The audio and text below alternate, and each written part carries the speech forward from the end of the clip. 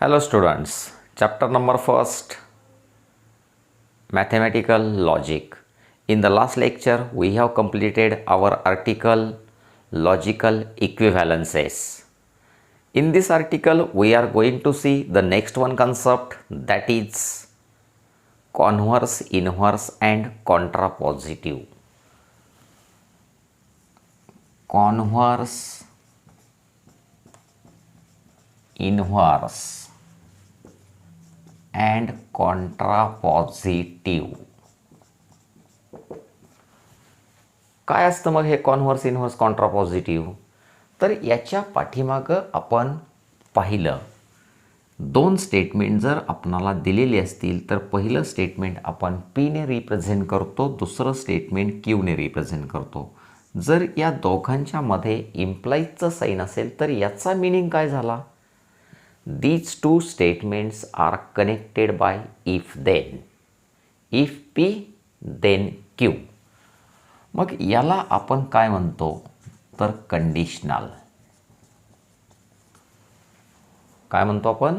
Conditional. याचा अर्थ if P implies Q is a given conditional, then number A Q implies P अशी जर आपण कन्स्ट्रक्शन तयार केली तर याला म्हटलं जातं त्याचा कॉन्व्हर्स. मग अगोदर स्टेटमेंट कोणतं घ्यायचं आहे? क्यू. नंतर कोणतं घ्यायचं? पी. कन्स्ट्रक्शन कोणाची? इफ देनची. नंबर बी, जर आपली construction negation P implies negation Q असे असेल तर याला म्हटलं जातं इन्व्हर्स. पण हा इन्व्हर्स कोणाचा असतो? दिलेल्या कंडिशनलचा, म्हणजेच दिलेल्या इम्प्लिकेशनचा. आणि शेवटचा negation Q implies negation P याला म्हटलं जातं याचा कॉन्ट्रापॉझिटिव्ह.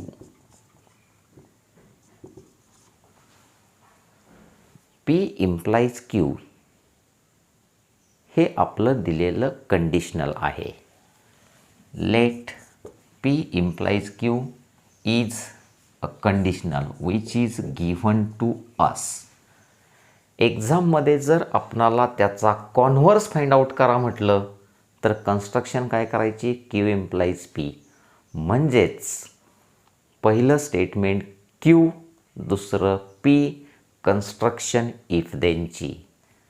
इन्व्हर्स फाइंड आउट करा म्हटलं तर पीचं निगेशन इम्प्लाइज क्यूचं निगेशन.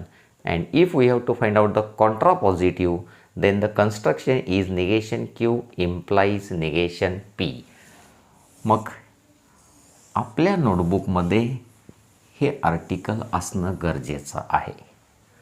आता याचं example, for example, if a function is differentiable,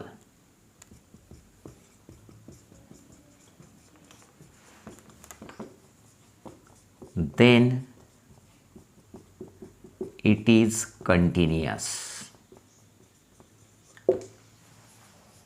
करा observation. If a function is differentiable, याचा अर्थ अ फंक्शन इज डिफरन्सिएबल हे झालं आपलं पी स्टेटमेंट. इट इज म्हणजे कोण?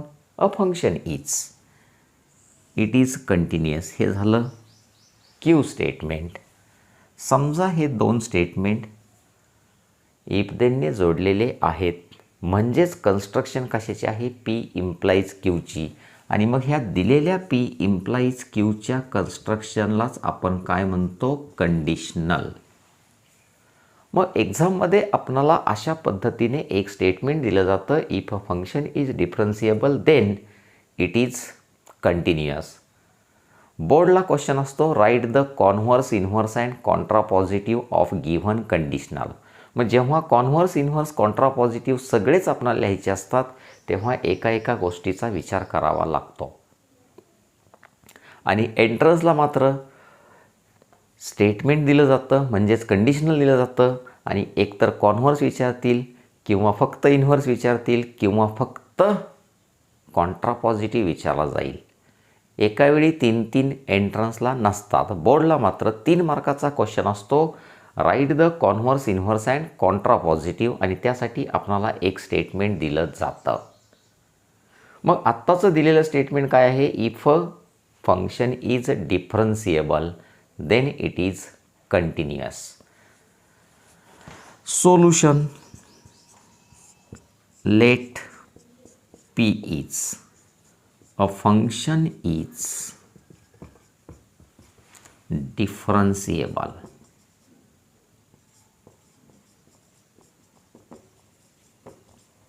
and q is a function is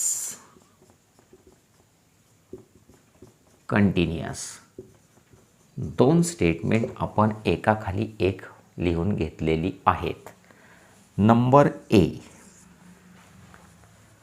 पहिल्यांदा आपणाला याचा कॉन्व्हर्स फाइंड आउट करायचा आहे. कॉन्व्हर्स इज, आता कॉन्व्हर्स कसा तयार होणार? तर अगोदर स्टेटमेंट क्यू, नंतर स्टेटमेंट पी, आणि इम्प्लाइज काय रिप्रेझेंट करतो? तर इफ देनची कन्स्ट्रक्शन. क्यू अगोदर काय आलं मग? A function is continuous. P नंतर इट इज डिफरन्शिएबल. का ऑब्झर्वेशन आता? अ फंक्शन इज कंटिन्युअस हे अगोदर क्यू स्टेटमेंट घेतलं, इट इज डिफरन्शिएबल, पण मध्ये इम्प्लाइज आहे, म्हणजेच इफ आणि दोघांच्या दरम्यान दे. If a function is continuous then it is differentiable. याला म्हणतो आपण कॉन्व्हर्स, पण तो कॉन्व्हर्स कोणाचा असतो? दिलेल्या कंडिशनलचा कॉन्व्हर्स असतो. Number B, inverse is. Next लाईनला आपण लिहिणार. आता इन्व्हर्स लिहिताना पीचं काय घ्यायचं आहे आपल्याला? निगेशन. त्याचबरोबर क्यूचं सुद्धा काय घ्यायचं आहे? निगेशन. आणि ही दोन निगेशन कशाने कनेक्ट करायची आहेत?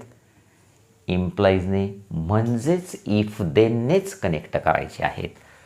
मग आता पीचं निगेशन, पी काय आहे आपल्याकडं? A function is differentiable. याचं निगेशन काय झालं? A function is not differentiable. A function is not differentiable. पुढं गेल्यानंतर क्यूचं negation, it is not continuous. प्रत्येकाचं निगेशन सेपरेट तयार केलं. आता ही दोन स्टेटमेंट पुन्हा आपणाला इफ देनने कनेक्ट करायची आहेत. मग if a function is not differentiable then it is not continuous. This is the inverse of given conditional. Number C, contrapositive. The contrapositive is. मग आता कॉन्ट्रापॉझिटिव्हमध्ये अगोदर स्टेटमेंट काय पाहिजे आपल्याला? Negation P. निगेशन पी आता आपल्याला माहीत आहे. अ फंक्शन इज कंटिन्युअस, याचं negation a function is not continuous. म्हणलं मग आपण a function is not continuous. पीचं negation, it is not differentiable. आणि आलेली दोन स्टेटमेंट इफ देनचा वापर करून आपण जोडली, तर हे मिळालं आपणाला त्याचा कॉन्ट्रापॉझिटिव्ह. मग बोर्डला आपणाला एक कंडिशनल दिलं जातं, त्याचा कॉन्व्हर्स करेक्ट लिहिला 1 मार्क, इन्व्हर्स करेक्ट मांडला 1 मार्क, आणि कॉन्ट्रापॉझिटिव्ह करेक्ट लिहिला 3 mark.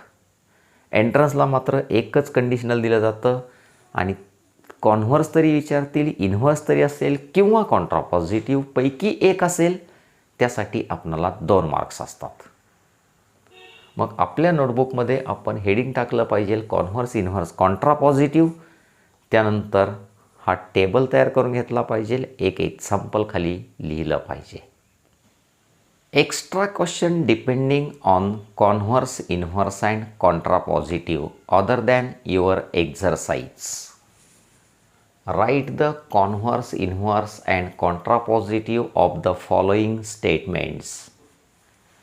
Number first, if surface area increases, then pressure decreases. स्पष्टपणे दिसतंय आपणाला या ठिकाणी कन्स्ट्रक्शन कोणाची आहे तर इफ देनची कन्स्ट्रक्शन आहे. मग या ठिकाणी आपलं पहिलं स्टेटमेंट कोणतं आहे? Let P is surface area increases. आणि क्यू स्टेटमेंट काय आहे? Pressure decreases. 2 स्टेटमेंट आपण सेपरेटली लिहून घेतल्यानंतर आपणाला याचा सुरुवातीला कॉन्व्हर्स फाइंड आउट करायचा आहे. नंबर ए टाकला, द कॉन्व्हर्स इज. काय असतो कॉन्व्हर्स? Q implies P. मग आता क्यू इम्प्लाइज पी म्हटलं की अगोदर स्टेटमेंट येणार तुमचं क्यू आणि नंतर स्टेटमेंट पी आणि कन्स्ट्रक्शन इफ देनची. If pressure decreases then surface area increases. If pressure decreases then surface area increases. हा झाला converse. Number B, the inverse is.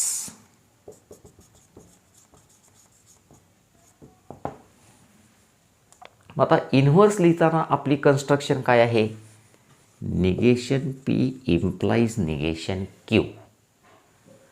मग पीचं निगेशन, क्यूचं निगेशन आणि कन्स्ट्रक्शन इफ देनची. सरफेस एरिया इन्क्रीजेस, याचं निगेशन काय होईल?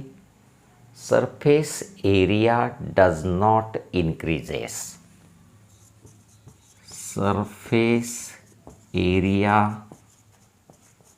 does not increases. क्यूचं निगेशन काय मिळेल आपल्याला? Pressure does not decreases. Does not decreases. पण हे असं ठेवून चालणार आहे का? नाही. तर इफ आणि नंतर कोण पाहिजे? देन. आणि शेवटी द कॉन्ट्रा पॉझिटिव्ह इज. आता कॉन्ट्रा पॉझिटिव्ह लिहिताना अगोदर निगेशन क्यू नंतर निगेशन पी. मग क्यूचं निगेशन आपल्याकडं आहे प्रेशर डज नॉट डिक्रीजेस. सुरुवात करायची इफने. If pressure does not decreases then surface area does not increases. मग जेव्हा आपण बोर्डच्या आन्सर शीटमध्ये आन्सर्स लिहित असतो त्यावेळी लेट पी इज पहिलं स्टेटमेंट, क्यू इज दुसरं स्टेटमेंट, द कॉन्व्हर्स इज आणि मग नेक्स्ट लाईनलाच आपल्याला काय मांडायचं आहे त्याचा कॉन्व्हर्स. नंबर बी पुटअप करायचा, द इन्व्हर्स इज. त्यानंतरच्या पुढच्या लाईनला इन्व्हर्स, द कॉन्व्हर्स इज आणि नेक्स्ट लाईनला त्याचा कॉन्ट्रा पॉझिटिव्ह. यापैकी बोर्डसाठी आपणाला कॉन्व्हर्स, इन्व्हर्स, कॉन्ट्रा पॉझिटिव्ह एकत्र विचारले जातात त्यावेळी सहजासहजी आपण ते लिहू शकतो. पण एंट्रन्सला मात्र यापैकी एकच काहीतरी विचारलं जातं, त्यावेळी कन्फ्युजन होण्याचे चान्सेस असतात. Number second, if a sequence is bounded then it is convergent. यातलं पी स्टेटमेंट कोणतं आहे? A sequence is bounded. आणि क्यू स्टेटमेंट इट इज म्हणजे काय? अ सिक्वेन्स इज. इट हा कोणासाठी आला आहे? सिक्वेन्ससाठी. मग पी स्टेटमेंट मिळालं आपल्याला a sequence is bounded. Q statement काय मिळालं? It is convergent. Number 3, if it rains. बघा, इफ आणि देनच्या मध्ये जे असेल ते पी स्टेटमेंट आणि तिथून पुढं जे असेल ते Q statement. Number 4, if Aamir is courageous. मग Aamir is courageous, this is our P statement. He will join the Indian army, that is Q statement. Number 5, if an angle is right angle. मग angle is right angle हे मिळालं P statement. देनच्या पुढं the measure is, its measure is 90 degree, that is Q statement. Number 6, if F of 0 equal to 2. मग F of 0 equal to 2 is the P statement and f of x is divisible by q, that is q statement. हे extra work आहे आपल्या नोटबुकमध्ये. Converse, inverse, Contra positive प्रत्येकाचा find out करायचा आहे. का find out करायचा आहे? तर बोर्डचे क्वेश्चन पेपर जर आपण पाहिले तर मॅक्झिमम टाईम 3 मार्क्सला आपल्याला क्वेश्चन आहे, right the converse, inverse and contrapositive. एंट्रन्सला पण चान्सेस मॅक्झिमम असतात.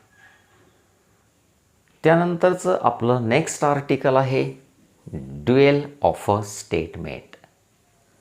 मग ड्युएल ऑफ अ स्टेटमेंट, मग ते दिलेलं स्टेटमेंट कंपाऊंड स्टेटमेंट आहे, सिंगल स्टेटमेंट आहे का आणखी स्टेटमेंट पॅटर्न आहे हे काहीही सांगितलेलं नाही. Dual of a statement. Dual of a statement, दिलेल्या स्टेटमेंटचं ड्युएल स्टेटमेंट लिहायचं असेल तर आपणाला काही गोष्टी लक्षात घ्याव्या लागतात. To write the dual of a given statement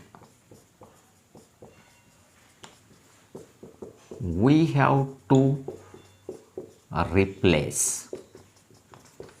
आता काय काय रिप्लेस करावं लागतं?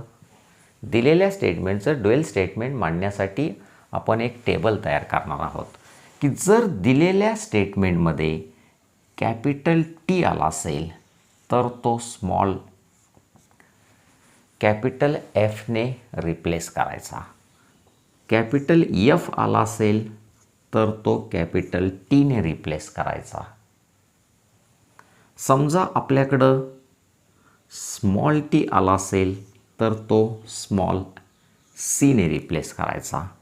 सी आला असेल तर स्मॉल टीने रिप्लेस करायचा. अँडचं सिम्बॉल असेल तर ऑरने रिप्लेस करायचं. ऑरचं सिम्बॉल असेल तर ते अँडने रिप्लेस करायचं.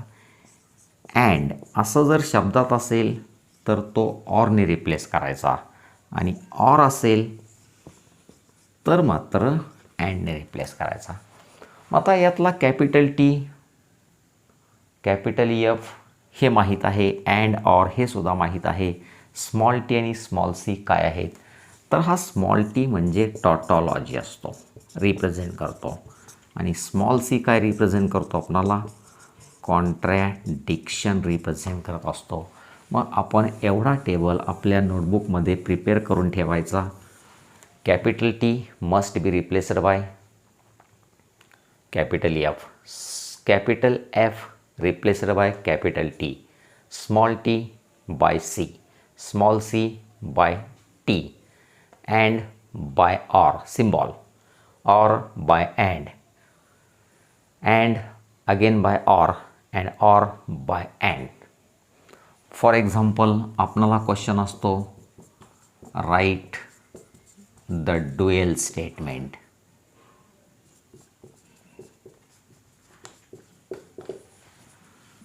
Suppose there is the first statement P or Q and small t. मग काही असू द्यात, जेवढे सांगितले तेवढेच बदल करायचे. P रिप्लेस करायचा नाही आहे.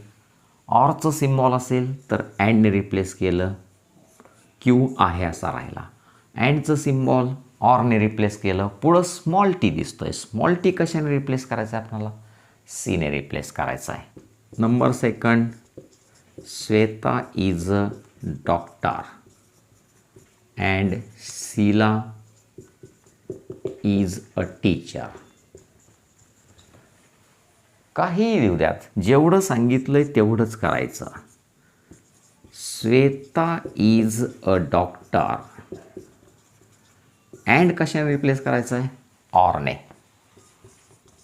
Sheila is a teacher. मग कोणत्याही स्टेटमेंटचं ड्युएल स्टेटमेंट काढण्यासाठी आपणाला 1, 2, 3, 4, 5, 6, 7 आणि 8 रिप्लेसमेंट लक्षातच ठेवाव्या लागतात. Next article, quantifiers and quantified statement. What is mean by quantifier and what is mean by quantified statement? x minus 5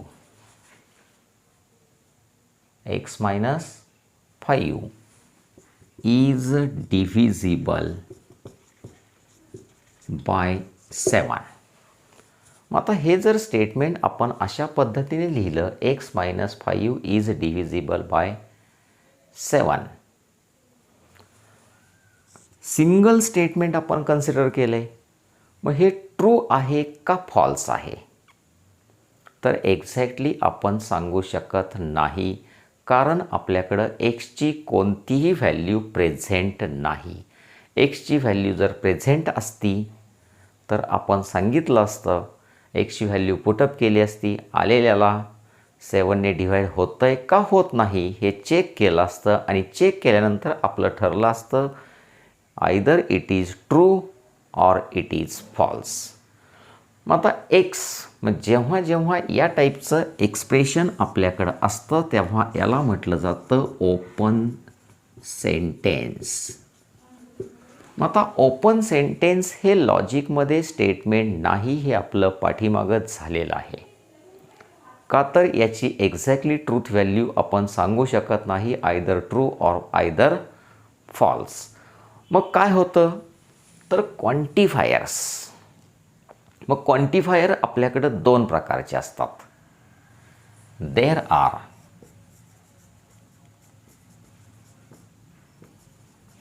to quantifiers. Number first, existential quantifier. आता existential quantifier represent करताना हा असा रिप्रेझेंट केला जातो, आणि याला रीड करताना काय केलं जातं? There exist. हा झाला पहिला क्वांटिफायर. दुसरा युनिव्हर्सल क्वांटिफायर. युनिव्हर्सल क्वांटिफायर हा रिप्रेझेंट करताना असा केला जातो, आणि याला रीड केलं जातं फॉर ऑल किंवा फॉर एव्हरी. आपल्या नोटबुकमध्ये हेडिंग टाकायचं आहे quantifiers and quantified statement. There are 2 types of quantifiers. Number first, existential quantifier, symbol, आणि कसा वाचायचा ते सांगितलं आहे मी या ठिकाणी. नंबर सेकंड, युनिव्हर्सल क्वांटिफायर, त्याचं symbol and how to read it. क्वांटिफाईड statement. आता क्वांटिफाईड स्टेटमेंट कशाला म्हणतो आपण? तर सध्या आपल्याकडं 2 क्वांटिफायर्स आहेत. पहिला एक्झिस्टन्शियल, दुसरा युनिव्हर्सल. यूजिंग क्वांटिफायर्स, बघा काय म्हटलं आहे, यूजिंग क्वांटिफायर्स. मग कोणता वापरायचा आहे ते आपल्याला एक्झॅक्टली सांगितलेलं नाही आहे. म्हणजेच आपण पहिला वापरू शकतो किंवा दुसरा क्वांटिफायर यूज करू शकतो. Using quantifiers the open sentence becomes a statement, then the statement is known as quantified statement. मग काय समजलं आपल्याला यातलं? यूजिंग क्वांटिफायर, क्वांटिफायरचा वापर करून पहिला वापरला किंवा दुसरा वापरला. द ओपन सेंटेन्स, दिलेलं सेंटेन्स ओपन असतं, त्या ओपन सेंटेन्सला आपण क्वांटिफायर दोन्हीपैकी एकाचा वापर केला तर ओपन सेंटेन्सचं कन्व्हर्जन कशामध्ये होतं? स्टेटमेंटमध्ये होतं. मग आता हे कसं शक्य आहे? आत्ताच पाहिलं आपण, x - 5 is divisible by 7. That is a open sentence.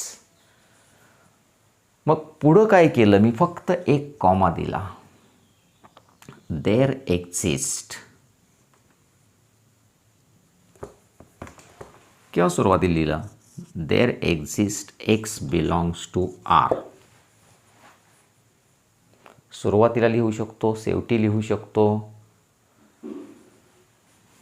x - 5 is divisible by 7.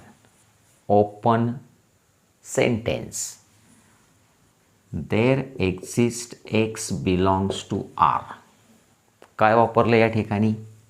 Quantifier. x belongs to R म्हटलं आहे.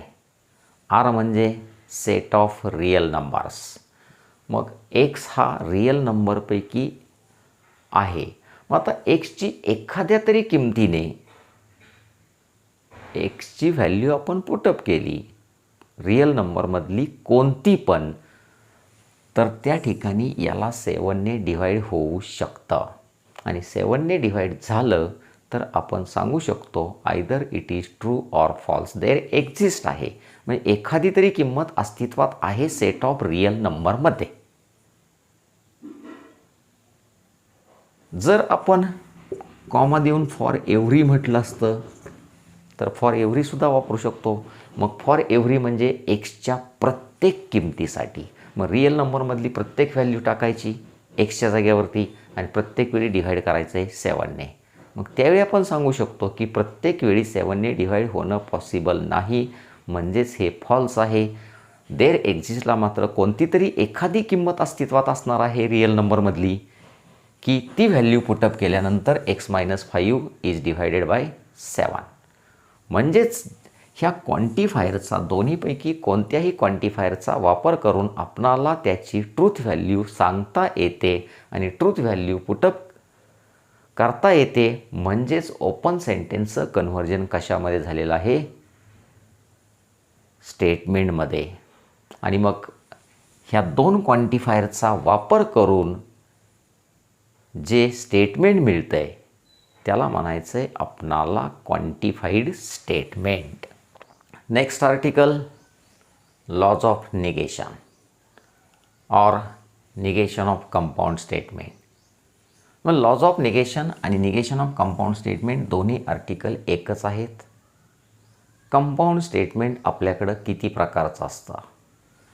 पहिलं स्टेटमेंट आपण पीने रिप्रेझेंट करतो, दुसरं क्यूने रिप्रेझेंट करतो. हे दोन स्टेटमेंट आपणाला अँडने जोडता येतात, पी आणि क्यू ऑरने जोडता येतात, पी आणि क्यू इम्प्लाइजने जोडता येतात, पी आणि क्यू डबल इम्प्लाइजने जोडता येतात. मग आता जेव्हा दोन स्टेटमेंट आपली अँडने जोडलेली असतील आणि आपणाला त्याचं निगेशन फाइंड आउट करायचं असेल, ऑरने जोडली त्याचं निगेशन फाइंड आउट करायला सांगितलं, इम्प्लाइजने जोडली त्याचं निगेशन फाइंड आउट करायला सांगितलं, किंवा डबल इम्प्लाइजने जोडली त्याचं निगेशन फाइंड आउट करायचं आहे, मग त्यासाठी आपल्याकडं लॉ काय आहेत, तर निगेशन पी अँड क्यू. ह्या पहिल्याचं निगेशन करायचं पी, दुसरा ऑर दुसऱ्याचं निगेशन. पी अँड क्यूचं निगेशन म्हणजेच negation P or negation Q. P or क्यूचं negation, negation P and negation Q. P implies क्यूचं निगेशन मात्र व्यवस्थित लक्षात ठेवावं लागतं, P and negation Q. P double implies क्यूचं negation, P and negation Q, पुन्हा ऑर येतो निगेशन पी अँड क्यू. आणि शेवटचं निगेशन पीचं जर परत निगेशन केलं तर आपणाला ओरिजिनल स्टेटमेंट मिळतं.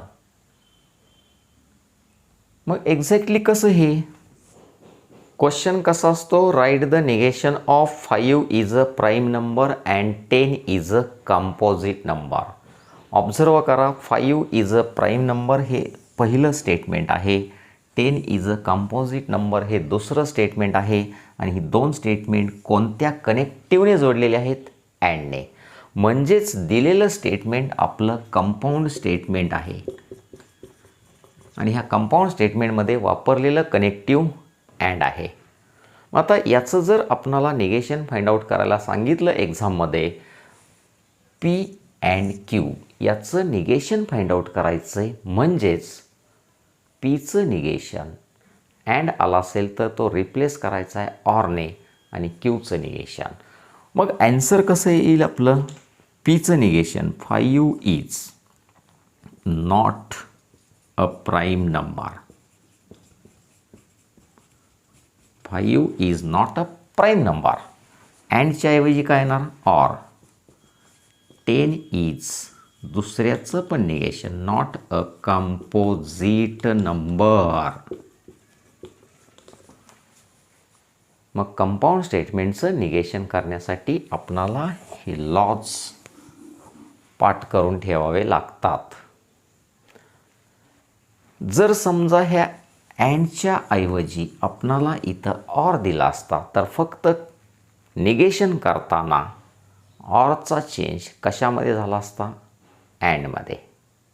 पण तिसरी केस, जर आपली कन्स्ट्रक्शन इफ देनची असती, कन्स्ट्रक्शन कोणाची आहे, इफ देनची. If 5 is a prime number then 10 is a composite number. त्यावेळी मात्र आपल्याला काळजीपूर्वक बघावं लागतं, निगेशन कोणाचं घेतोय आपण, पी इम्प्लाइज क्यूचं निगेशन घेतोय. तर पहिलं स्टेटमेंट आहे असं, म्हणजे पी आपणाला आहे असा पुटअप करायचा आहे. काय आहे P, 5 is a prime number. मध्ये कोण येतोय, and. 5 is a prime number and क्यूचं negation 10 is not a composite number. चौथा law, P double implies Q. मग इफ देनच्या ऐवजी जर आपली कन्स्ट्रक्शन असती इफ अँड ओनली इफची, तर लॉ काय शिकवतो, पहिलं स्टेटमेंट आहे असं अँड दुसऱ्याचं निगेशन. मग पहिलं स्टेटमेंट आहे असं म्हणजे काय ठेवलं असतं आपण, 5 is a prime number and दुसऱ्याचं negation 10 is not a complex number. पण काम इथं संपत नाही, पुढं कोण दाखवतो सिम्बॉलमध्ये, ऑर. लिहिलं आपण ऑर, पीचं निगेशन, परत मांडायचं P statement with negation, 5 is not a prime number, पुन्हा अँड आणि नंतर क्यू स्टेटमेंट आहे असा.